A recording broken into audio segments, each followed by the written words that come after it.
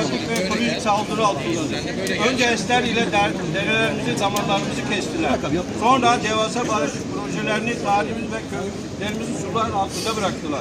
Bugün ise karşımıza termal maskesiyle çıkan bu kirli enerji hamlesi aslında çok daha büyük bir yağmalı madencilik faaliyetlerinin yeraltı kaynaklarının talan edilmesi ilk adımıdır. Biz de Truva stratejisini çok iyi biliyoruz. JES Kuyular Siyanürlü Maden Ocakları habercisidir. Toprağımız ve şirketimiz bilançosu hapsedilemez, izin vermeyeceğiz. Toprak bizim, talan sizin. Toprak